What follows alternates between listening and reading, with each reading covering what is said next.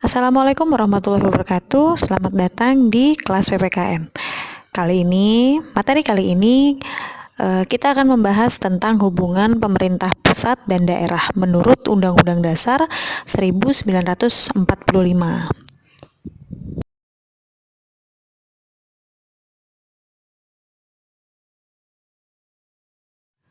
Langsung masuk ke materi. Untuk hubungan pemerintah pusat dan daerah menurut Undang-Undang 1945 di sini ada sebenarnya ada tiga bahasan yang akan kita bahas di materi ini. Tapi untuk yang pertama kita terlebih dahulu mempelajari tentang desentralisasi atau otonomi daerah dalam konteks Negara Kesatuan Republik Indonesia. Nah, di sini ada beberapa komponen yang akan kita pelajari. Yang pertama ada desentralisasi, otonomi daerah, kemudian otonomi daerah dalam konteks NKRI, landasan hukum dan nilai, dimensi dan prinsip otonomi daerah. Nah, 5 konteks inilah yang akan kita bahas di minggu ini.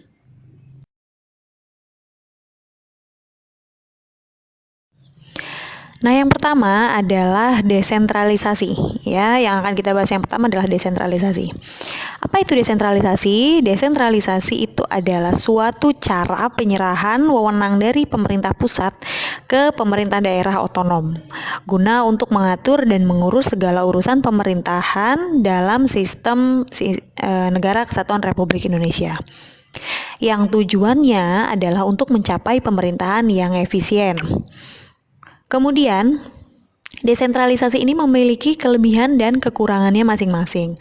Untuk kelebihannya itu ada 4. Yang pertama, struktur organisasi adalah pendelegasian suatu wewenang dan memperingan manajemen pemerintah pusat. Kemudian yang kedua, mengurangi banyaknya pekerjaan di pemerintah pusat. Nah, ini nomor 1 dan 2 ini saling berkesinambungan ya. Jadi intinya adalah kenapa harus ada desentralisasi? Karena yang pertama adalah karena untuk membantu memberikan keringanan pada pemerintah pusat dalam hal manajemen. Ya. Kemudian yang ketiga, pemerintah daerah tidak perlu menunggu instruksi dari pusat guna menuntaskan masalah baik di pusat maupun daerah. Maksudnya apa? Contoh, di daerah itu, di satu daerah, provinsi, kabupaten, misalkan terkena bencana alam.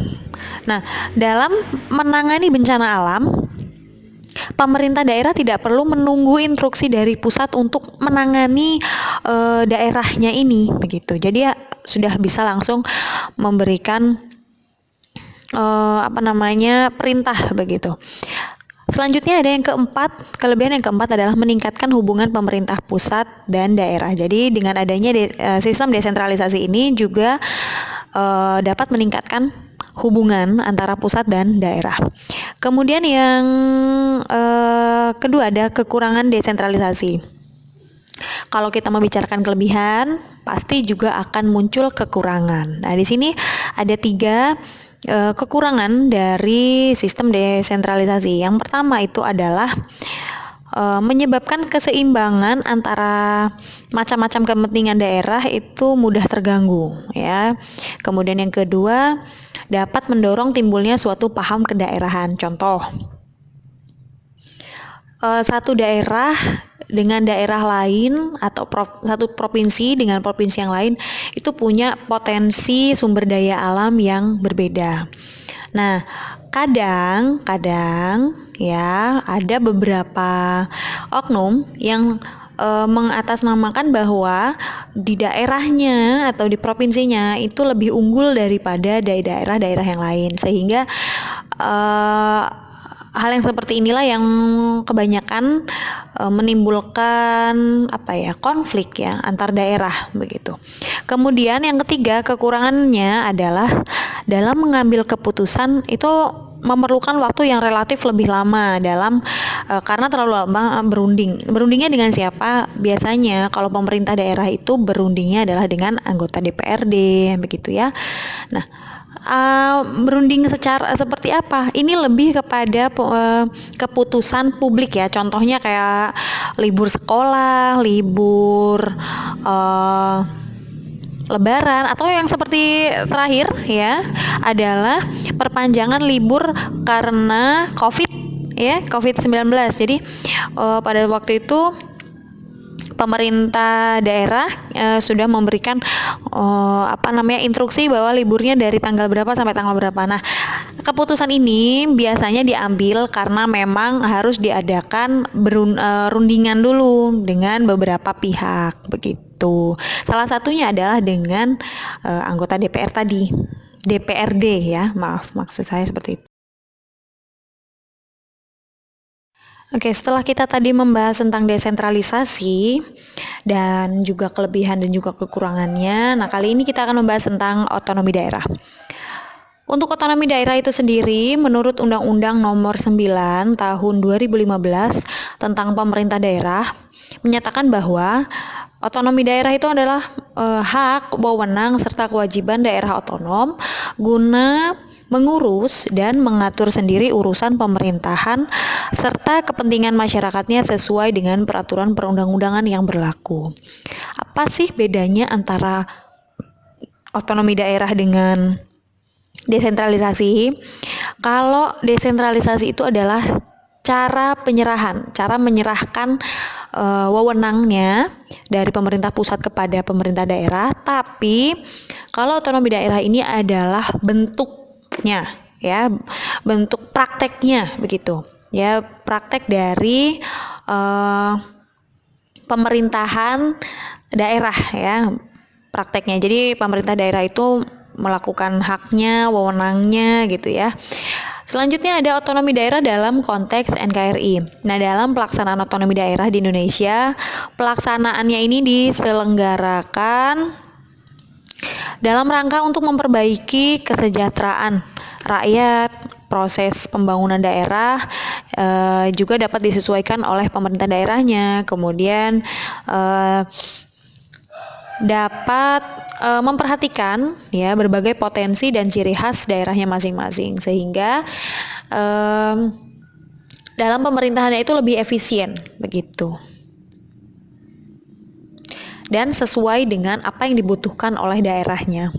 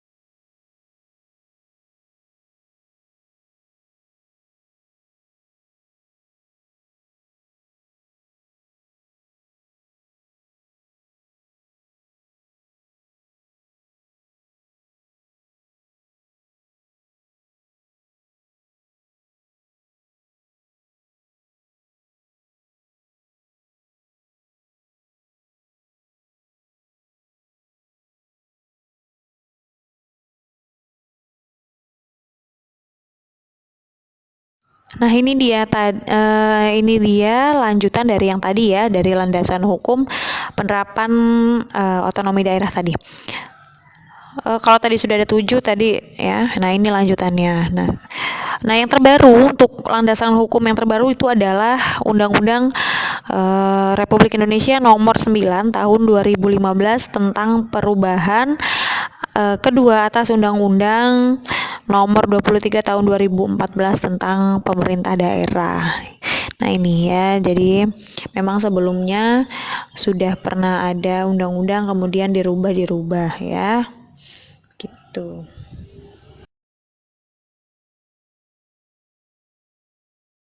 Selanjutnya kita akan membahas nilai, dimensi, dan prinsip otonomi daerah. Untuk nilai otonomi daerah di sini ada 2, yakni ada nilai unitaris, dan yang kedua ada nilai dasar desentralisasi teritorial. Untuk nilai unitaris, ya, ini artinya adalah suatu nilai yang kemudian diwujudkan dalam suatu pandangan. Nah, dalam surat perundangan menyatakan bahwa Indonesia tidak mempunyai kesatuan pemerintah yang lain ya, yang di dalamnya ini memiliki sifat negara atau biasa disebut dengan Eenheidsstaat. Jadi Indonesia ini tidak memiliki negara bagian ya, yang di Indonesia itu hanya ada provinsi atau daerah otonom ya. Di Indonesia tidak ada negara-negara bagian seperti Amerika, itu Indonesia tidak ada ya. Kemudian nilai dasar nilai yang kedua adalah nilai dasar desentralisasi teritorial. Artinya nilai dasar ini merupakan isi dan jiwa dari pasal 18 Undang-Undang Dasar 1945 tentang pemerintahan daerah.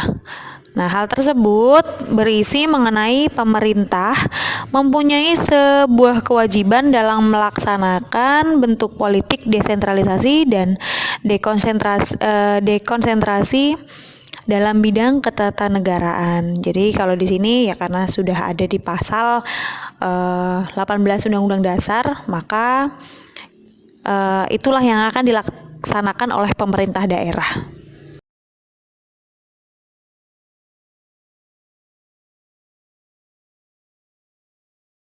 Dari penjabaran dua nilai di atas, maka dapat ditemukan beberapa pertimbangan dalam pelaksanaan otonomi daerah. Yang pertama itu ada dimensi politik, kedua dimensi administratif, dan yang ketiga adalah kabupaten atau kota. Nah, saya akan menjelaskan satu persatu ya. Dalam dimensi politik ya, kabupaten kota itu dipandang memiliki kekurangan dalam bidang fanatisme kedaerahan. Maksudnya apa? Tadi saya sudah sedikit menjelaskan ya tentang fanatisme kedaerahan tadi. Jadi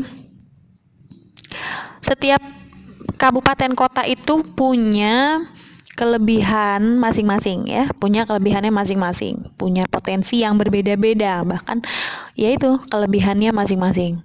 Tapi kadang ada beberapa oknum yang memang terlalu fanatik pada daerahnya. Jadi dia terlalu mengunggulkan apa yang menurut dia di daerahnya itu paling bagus, sehingga dia memandang daerah lain itu tidak baik atau tidak bagus begitu. Ya, kemudian selanjutnya ada dimensi administratif. Apa itu? Pada dimensi administratif, penyelenggaraan pemerintahan dan pelayanan administrasi pada masyarakat ini lebih relatif efektif ya, jadi lebih relatif lebih baik lah ya, lebih mudah begitu. Kemudian yang ketiga ada kabupaten kota. Kabupaten atau kota ini merupakan suatu ujung tombak dari pelaksanaan suatu pernyataan gitu ya. Adapun kabupaten kota yang lebih tahu mengenai kebutuhan dan potensi sumber daya masyarakat di daerahnya, sehingga seharusnya pemerintah kabupaten kota lah yang lebih dulu mengembangkan potensi daerahnya begitu ya. Berlanjut ke prinsip dalam penyelenggaraan pemerintah daerah ya. Di sini ada 5 prinsip. Yang pertama ada prinsip kesatuan, kedua ada prinsip real dan tanggung jawab, yang ketiga ada prinsip penyebaran, dan yang keempat ada prinsip keserasian, dan yang kelima atau yang terakhir adalah prinsip pemberdayaan. Dan ini yang terakhir ya, ada peta wilayah Indonesia. Di sini lebih tepatnya peta pembagian provinsi atau daerah otonom ya. Di sini ada dimulai dari Nangro, Aceh, Darussalam sampai dengan Papua. Sebenarnya ini ya, ada yang kurang gitu ya, karena di situ belum diperlihatkan Kalimantan Utara ya. Nah, tapi tidak apa-apa. Ini adalah sebagai contoh dari peta pembagian daerah otonom di Indonesia.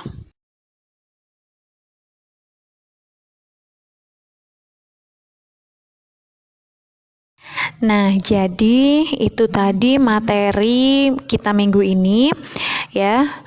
Minggu depan kita akan membahas dua materi ya, tentang yang pertama ada kedudukan dan peran pemerintah pusat dan daerah. Kemudian yang kedua ada hubungan struktural fungsional pemerintah pusat dan daerah. Nanti di minggu depan kita akan membahas dua materi ini.